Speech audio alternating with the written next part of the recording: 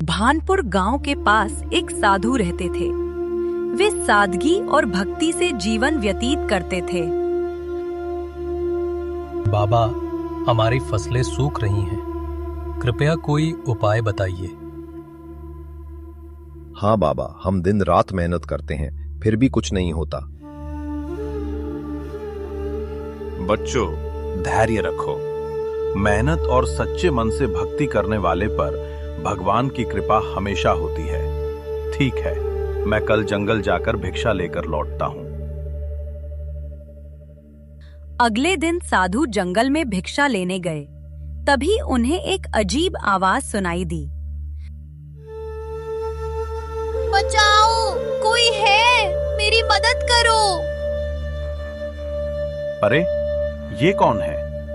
जंगल के अंदर कौन मदद मांग रहा है? साधु आगे बढ़ते हैं और देखते हैं एक मोर शिकारी के जाल में फंसा हुआ है। अरे बेचारा मोर, रुको, मैं तुम्हें निकालता हूँ। धन्यवाद बाबा, आपने मेरी जान बचाई। मोर धीरे से साधु की ओर मुड़ा और बोला,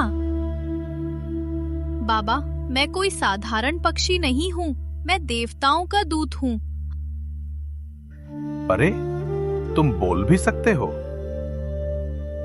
हाँ बाबा, जिसने भी मुझे बचाया उसे मैं 3 वरदान दे सकता हूँ।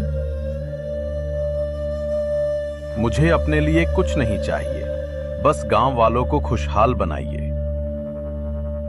ठीक है, तुम्हारी निस्वार्थता देखकर मैं प्रभावित हूँ।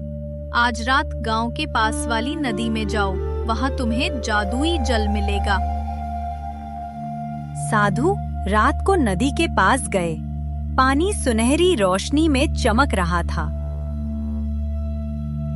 ओम नमः शिवाय। ये जल गांव के कुएं में डाल दूंगा। ये जल गांव में डाल दो, इससे सबकी फसल हरी भरी होगी। लेकिन गांव में लालची जमींदार कालीनाथ भी था। अगर साधु सबको अमीर बना देगा तो मेरे खेतों पर काम कौन करेगा? मालिक, क्यों ना हम वो जादुई जल चुरा लें? सही कहा, आज रात साधु के आश्रम चलते हैं।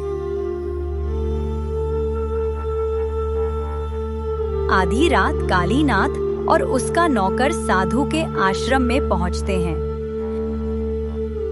मालिक, ये कमंडल यहीं रखा है। चलो, उठा लो। जैसे ही वो कमंडल उठाते हैं, मोर प्रकट होता है और जोर से पंख फड़फड़ाता है। पूरा आश्रम उजाले से भर जाता है। लालच का परिणाम हमेशा बुरा होता है। मोर के पंखों से चमत्कारी रोशनी निकलती है और कालीनाथ और नौकर पत्थर बन जाते हैं। अगले दिन साधु वह जादुई जल गांव के कुएं में डालते हैं। गांव की सारी फसलें हरी भरी हो जाती हैं। याद रखो बच्चों, निस्वार्थ भाव और दया ही सच्चा धर्म है।